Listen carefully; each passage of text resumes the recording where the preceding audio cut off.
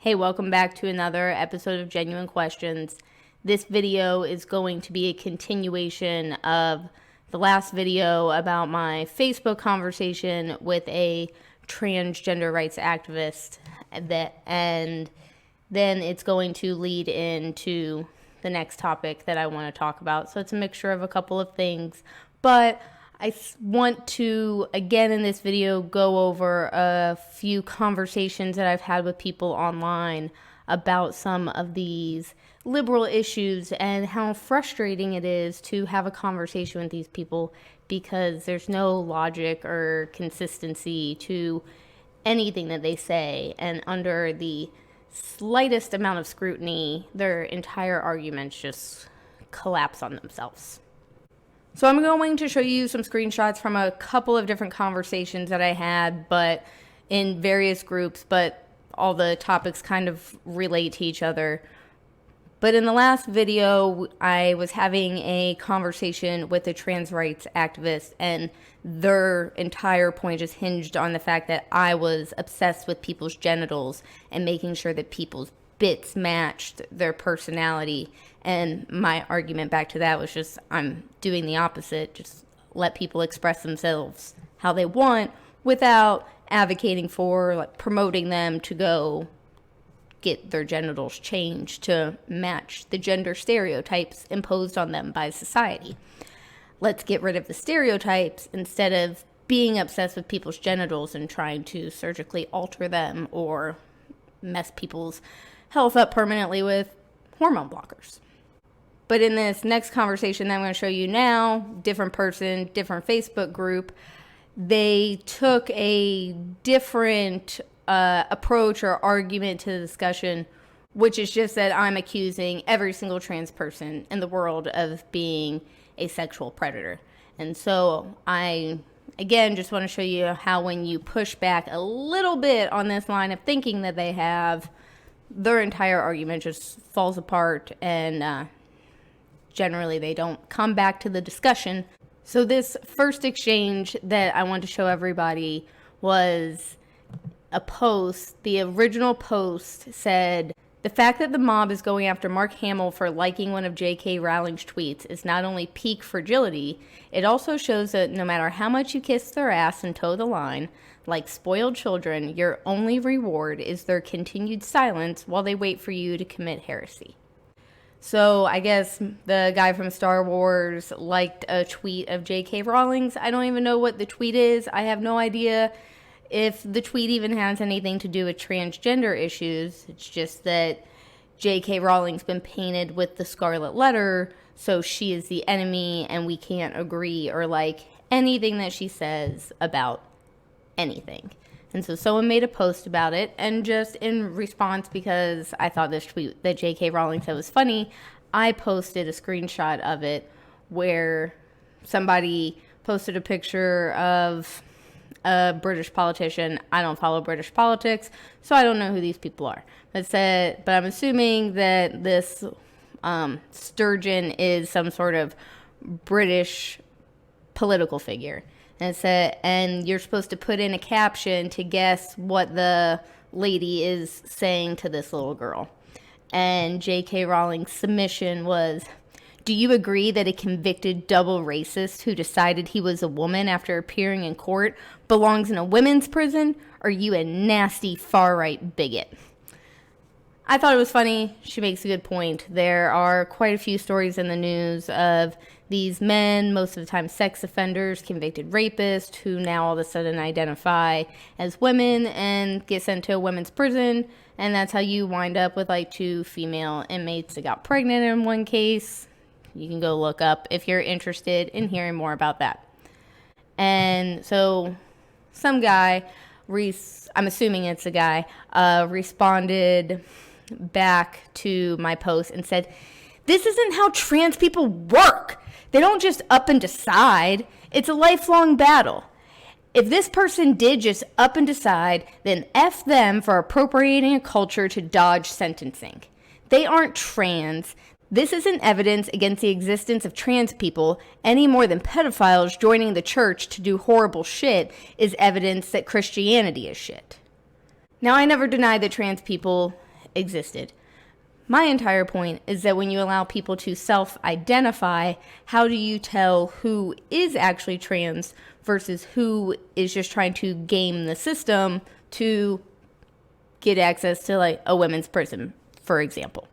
So normally I've been redacting the names of the people that I'm talking to in these conversations, but this person goes by the Facebook name. There's no ethical consumption under capitalism, so I figure that's a message that they want to get out there, so I'm not going to bother to redact it for the purposes of this particular exchange. I responded back and said, correct. The point is that by allowing people to self-ID, you create opportunities for bad faith actors to take advantage of vulnerable people. And since there's no way to discern who is really trans versus who is pretending to be trans to gain access to vulnerable people, how do you propose that we solve that conundrum?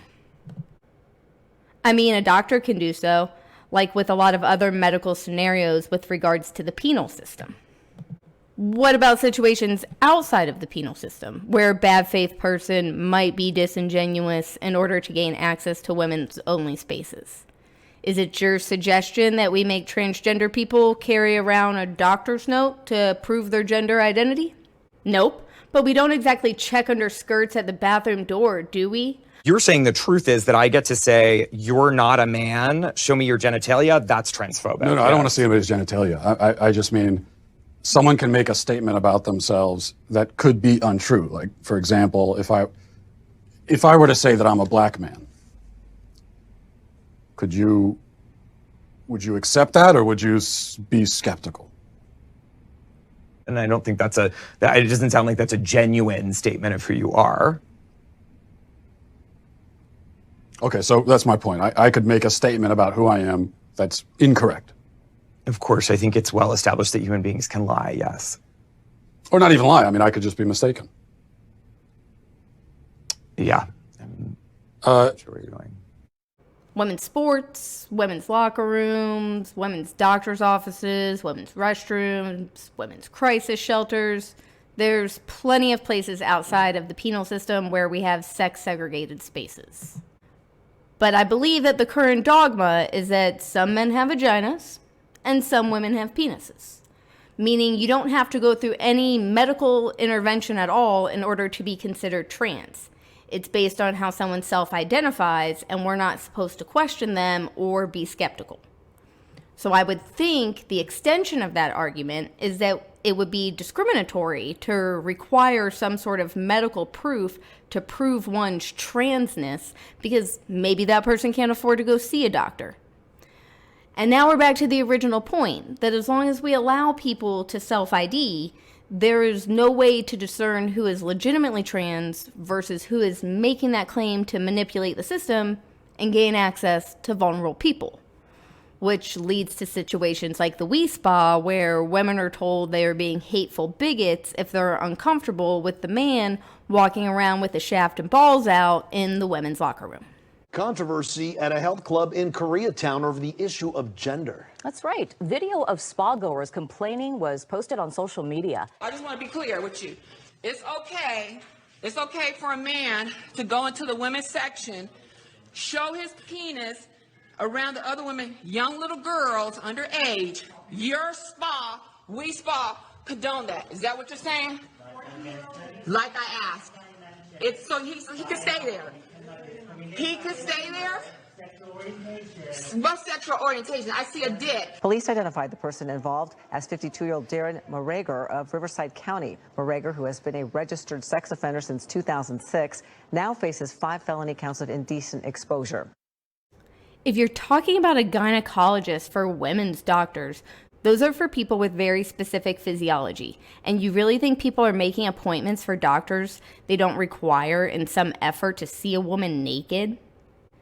Well, no, but there is this trans person like up in Canada named Jessica something who sued a gynecologist for refusing to give her penis a pap smear or whatever, or I don't know what that entails, but the trans person who had not undergone any sort of surgery, so still had male genitalia, sued a gynecologist for this.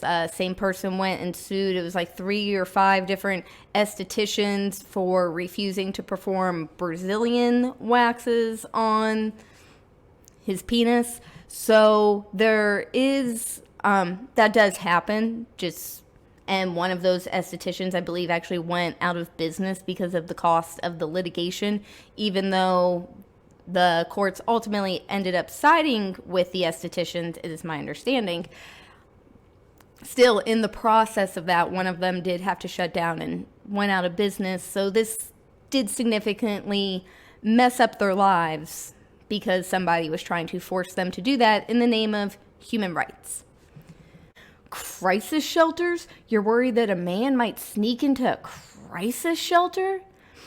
I think that we as a society can take the proper precautions to protect our daughters and not care what gender people are with regards to their biological sex. Can I ask, are you scared of lesbians being in these spaces? If not, what is the ultimate difference? So, apparently there is absolutely no difference at all between a lesbian and a trans woman. And I wonder how the lesbians feel about that particular argument. I can't imagine that it's well taken by most. There's always exceptions, but I bet if you did a poll, the lesbians would differ on that point. So I just respond back, it's like, crisis shelters? Yeah. There are some that are designated specifically for women who are sexually assaulted or victims of domestic violence that seek shelter away from men and prohibit men from entering so they can't track down their victims. And I already talked about the OBGYN that was sued. I said, no, I don't care about lesbians being in women's only spaces because they are women. Just like I don't care if a trans man is in a women's only space because they are also biological women. The point is not about fear of a lesbian seeing you naked or hitting on you. It's that biological men are statistically more violent and a threat to biological women. And the point was to create separate spaces for those situations where women are more vulnerable. Now, the communist that I was talking to here never came back to the conversation after that. So not much more to say on that topic, but I think it sums up the point that no, it's not suggesting that every single trans person is a predator or a sex offender. It's that when you just allow people to self-identify with no criteria under their own feelings, then you don't have to undergo surgery. There's no way to discern who is legitimately trans and who isn't without being subjected to having your reputation smeared and being called a bigot. So now I want to move back to the Facebook group that I was talking about in the last video, the local one around here where I am wildly unpopular. And this is the main point of what I want to talk about in this video. I've been seeing a lot of these memes being shared on left-leaning Facebook groups and they're trying to reclaim the word woke, and the new trend is like defining it as having empathy, seen it say like, oh, conservatives just call people woke because they don't know how to spell compassion and empathy.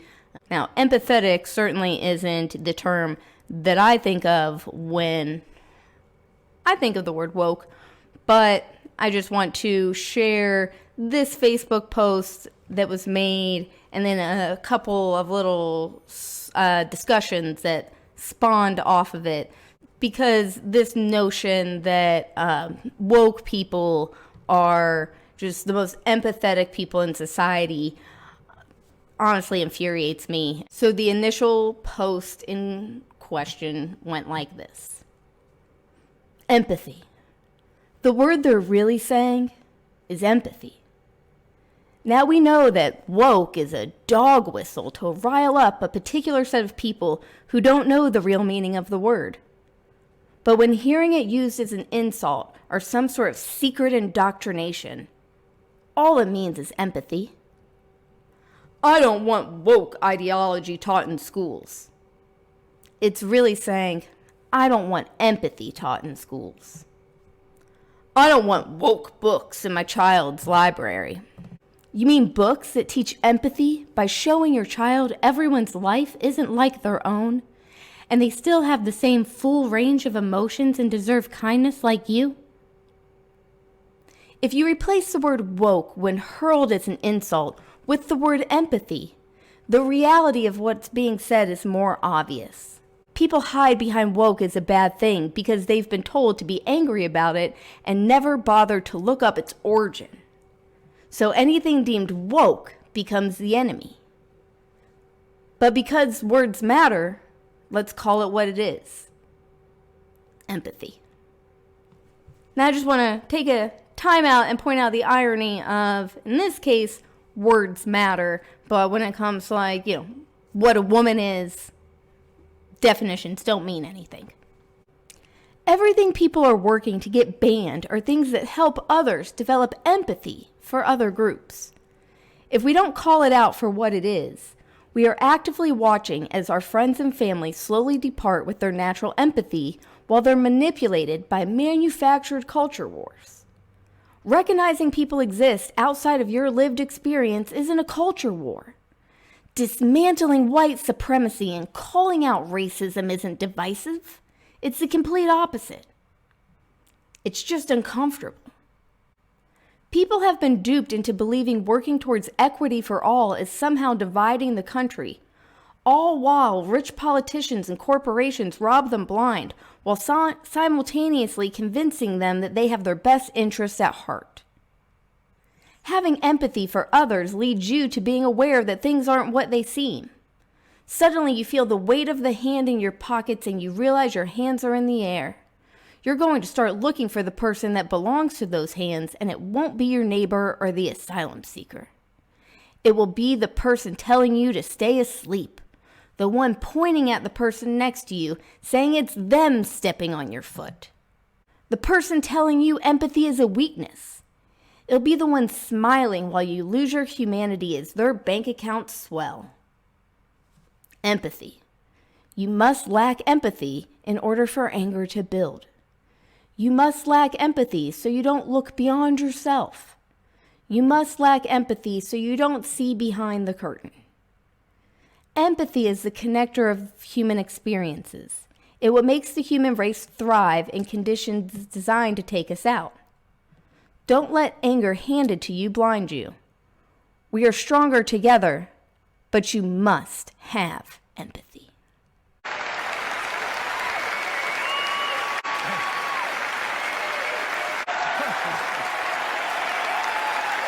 The thing that annoys me the most about liberals is how they think that they have this monopoly on virtue and empathy and being the good guys, as though anyone that has a different idea or disagrees with them about anything politically is a racist, Nazi, horrible human being, and they are by nature of their political party, that they are just automatically better human beings than people that disagree with them. So the first thing that I noticed as I was scrolling through the comments on this post was this particular exchange. It really just got me fired up. Didn't have that much to do that day, and this captured my attention right here. So one lady provides the definition of woke. Says, aware of and actively attentive to important societal facts and issues, especially issues of racial and social justice. And then says, I am proudly woke.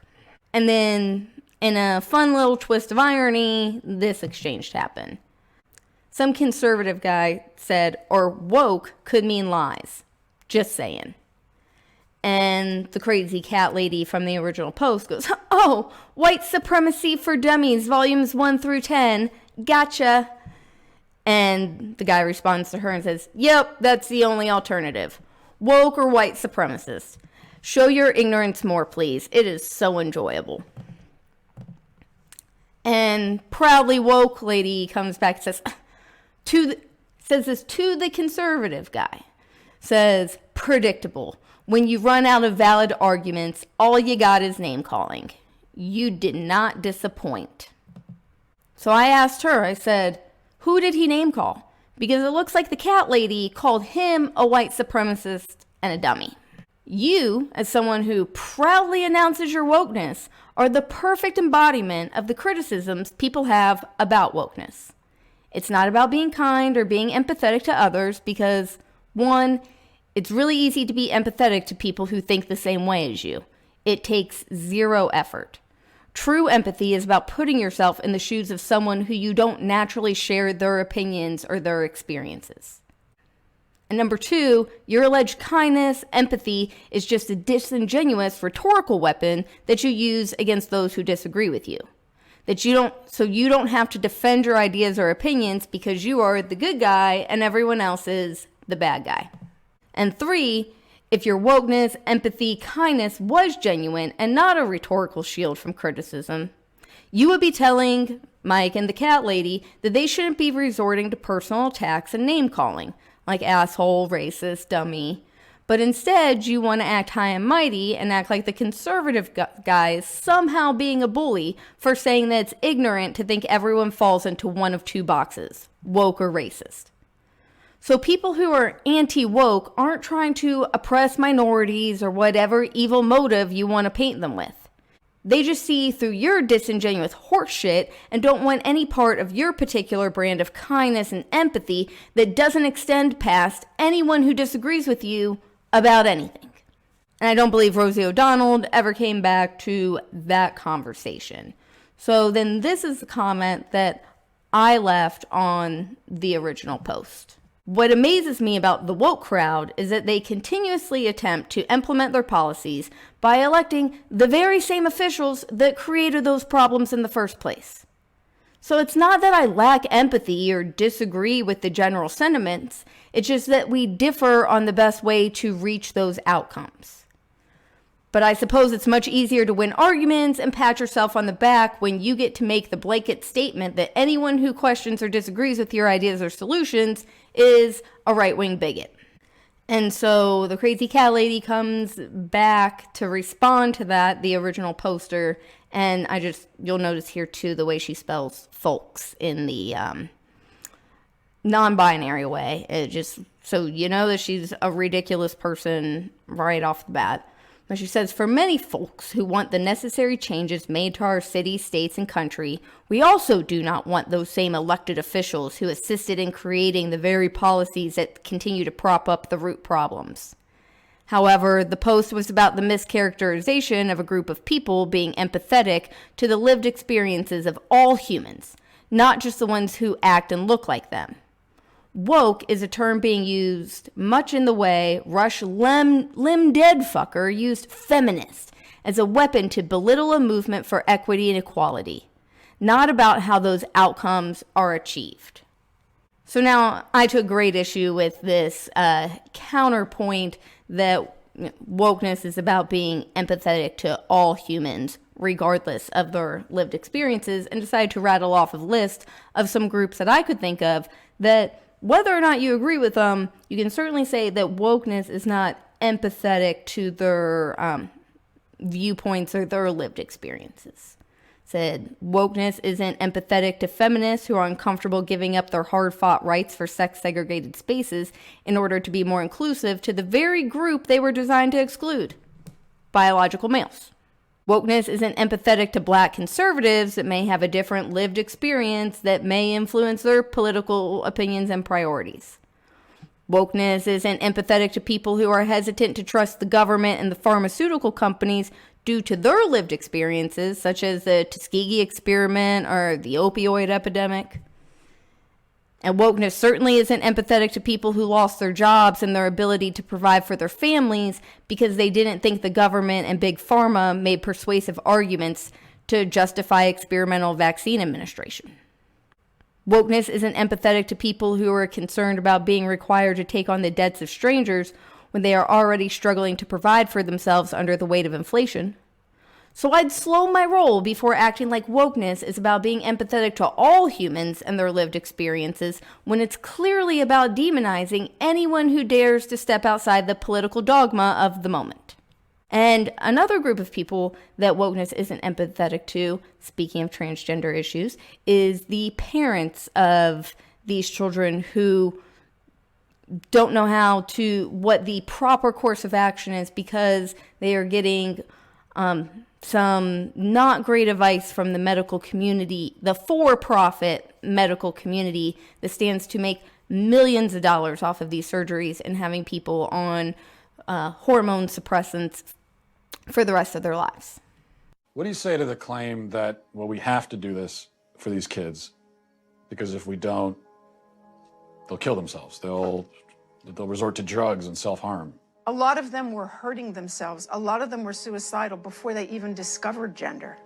That is never part of the discussion. And they say, what would you rather have? A living daughter or a dead son? If this is what the professionals are saying, it's terrible emotional blackmail. I have the utmost compassion for people who suffer from gender dysphoria. It's a nightmare for them and their families. The vast majority, up to 90% of kids, if they go through a normal puberty, they're going to be okay. They will be at peace with their bodies, and they will have avoided dangerous and experimental medical interventions and surgeries. What do you say to parents? A parent comes to you and says, my 8-year-old son is telling me he's a girl. Yeah, great.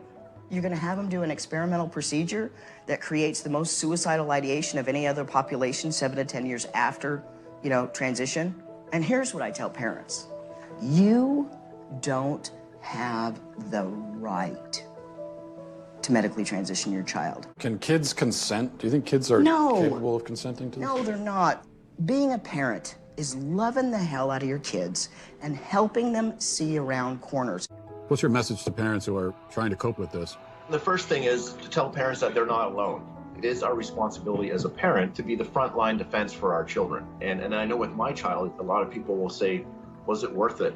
Because you now seemingly have lost your child. And I'll say, yeah, but at least I've saved my conscience and my morals and my convictions. And when my child turns 25 and says, Dad, where were you? I'll say, I was there. I was fighting as hard as I could. I was not prepared to let this happen. The question being asked by the trans person is a legitimate one. How can I be happy? The answer being given by having my body transformed to look like the other gender, by having myself pumped full of hormones, clearly isn't working. And we have to find a better and a more humane way of dealing with individuals who are struggling with gender dysphoria. I have 3 kids. At the age that they're doing this to kids. I'm not transphobic. I love my kids, and I love other people's kids, and you should too.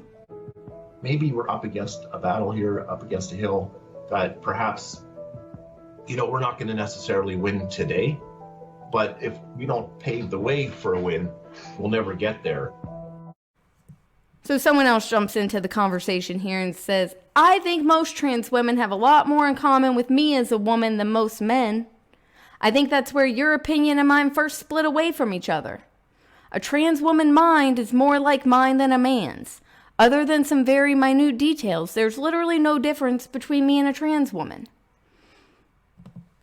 Now, I could disagree with that all day. We could make an entire video about all the differences between men and women, but there are instances where it's not your mind and the way that you think that's the factor, but actually the biological makeup of our bodies, in particular women's sports. So we'll watch this clip now about how including biological men in the women's sports leagues is going to basically erase women's sports altogether. There are some women who say, and I've talked to a few who say this, they say, hey, I'd like some privacy in the bathroom. I'd prefer not to encounter naked penises, frankly. There are people who kind of really bought into the rumor that only men have penises.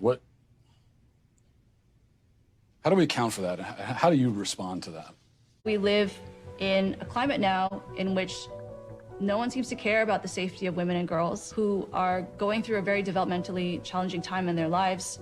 They may not want to share spaces with their male peers. I would not be surprised in a few years, there will no longer be women's sports. It will literally be men's sports and transgender sports. Case in Connecticut, there were 2 male track runners. They were trans girls. Right, and who decided that they were going to race against the girls. And you look at those individuals, you look at their times against the men, against the boys, so they were kind of middle of the pack. And then they're racing the girls and they're, first and second place. Is that indicative of some kind of unfair advantage that those individuals might have against the girls? No, it's not indicative of an unfair advantage. The Connecticut case is the exception. It got a lot of attention because those 2 trans girls performed well, but there are many more trans girls competing in sports and they don't excel. The norm is that transgender youth don't win that much in sports games. It is very much the exception when a transgender young person does win. And the tap! And it's because there's not really an advantage to being trans. Only a few people are going to lead the pack. There are some slight differences, but does it translate to a competitive advantage? I think you'd be very hard-pressed to prove that. If there was a big advantage to being transgender in sports, then we would see transgender women totally dominate. And over the last half of the pool, nobody will touch Leah Thomas. Part of me wants to ask why you care so much, because it's really not that big of a deal. Oh, yeah, can I answer that? I care about the truth. So basic truth matters. I want to live in a society where people care about the truth. I care about children, and these insane ideas about gender are being foisted on kids. And that bothers me quite a bit. I care about the women who are having their opportunities stolen from them. I care quite a bit, yeah. I've also realized the way y'all keep using the term woke is not even the way the word started. You're using the word in the most insulting form possible. But when bros started calling themselves woke, they were calling out their own shitty culture. It's been sadly twisted since then, and you're using it as an insult. It's supposed to be a good thing. I use woke the way the cat lady defined it. She said it was being empathetic to all humans, and I listed a few that are not recipients of that empathy. Empathy is not about agreeing with everyone on the list. It's about understanding that their lived experiences may differ from yours, which leads to their different opinion. But instead of having empathy for those people, you guys just call them pieces of shit and bigots without trying to understand what lived experiences led them to those positions. So by your logic, I should let people say racist things if they've lived an experience that someone of another race was mean to them? That's not fair, equal, or equitable. Well, I listed people who have legitimate concerns that aren't rooted in hate or bigotry. So my point is that not everyone who disagrees is motivated by hate, but wokeness isn't empathetic to those people. So I don't care if you're empathetic to racists or not, but you do have to understand that there is room for reasonable people to differ, and not every single person that disagrees with you is automatically doing it because they're a hateful bigot. And that was the end of that particular exchange. There's just a couple more that I want to show you here to finish up, because this lady jumps in and she takes it from a different angle. She goes back to talk about focusing on how woke is about the racial injustices and being aware of systemic racism in our society.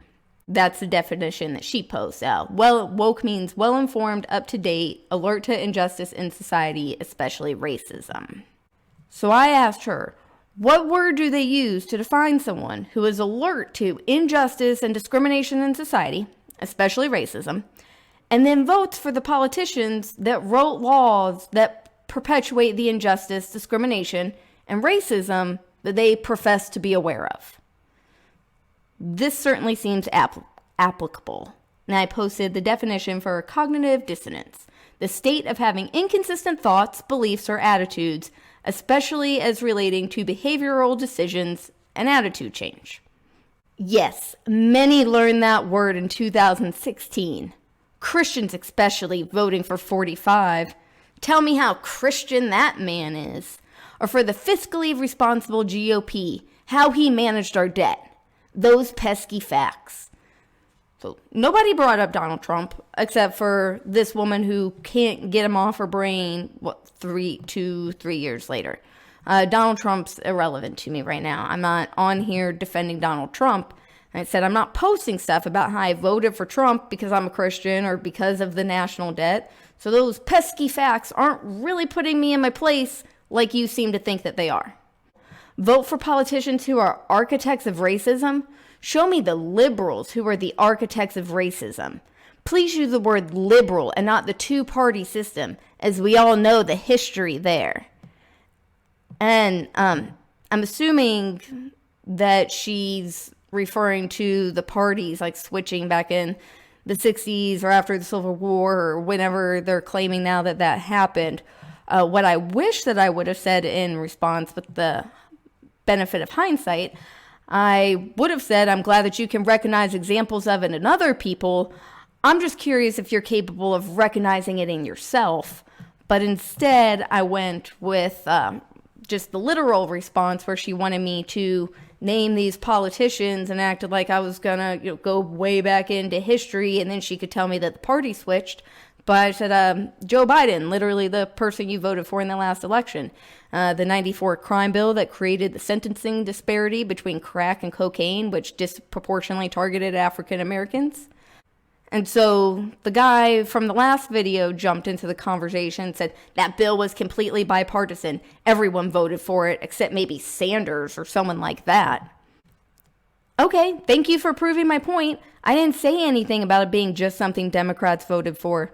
Career politicians, including and especially Joe Biden, have perpetuated the systemic racism in this country, and you guys continue to support the establishment, which is further illustrated by your sudden newfound respect for Liz Cheney.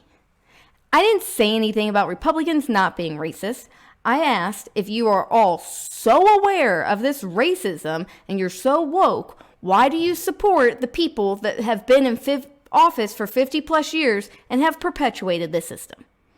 Regardless of this party, the ones that you respect and you vote for are the same individuals that have been in office this entire time. Or their piece of shit dad was in office and then they took over the reins. It's the same families, same groups of people. I don't care if it's Democrat or Republican. The only ones they respect on either side are the establishment figures. The ones that have perpetuated the system, they are professing they want to take down. She comes back to say, like, I'm not aware of Biden's past? I am. Joe purposely wanted a woman of color as his Supreme Court choice, yet he is as racist as he was 50 years ago? Yeah, purposely wanting a woman of color doesn't automatically absolve someone of racism because they could be using that person as a human shield to deflect from criticism. A concept I know liberals are familiar with, since minorities and women who supported Trump were also accused of being tokens. But I love how you're still able to paint yourself as a good person, in spite of Biden's past as an elected official. But people who voted for Trump, in spite of his past as a private citizen, are terrible, horrible people. Who said Joe's perfect? Binary choice, not hard. Again, you guys can vote for someone with a racist history, but if anyone else does it, they're a piece of shit. I haven't defended Trump. I'm simply of the belief that people have all kinds of reasons that influence their political choices. Some of those reasons could indicate that a person is a piece of shit. But I don't think it's a foregone conclusion just because someone thinks differently from me. That's being empathetic to people who have different lived experiences, not just people who already agree with you. Now, I just want to finish up here by pulling a couple of those quotes from the original post about how wokeness means empathy, just showing how if you tweak what they're saying just a little bit, I think you are much closer to the truth of what is actually going on. Because all throughout history, bad people have justified their actions by saying it is for the greater good.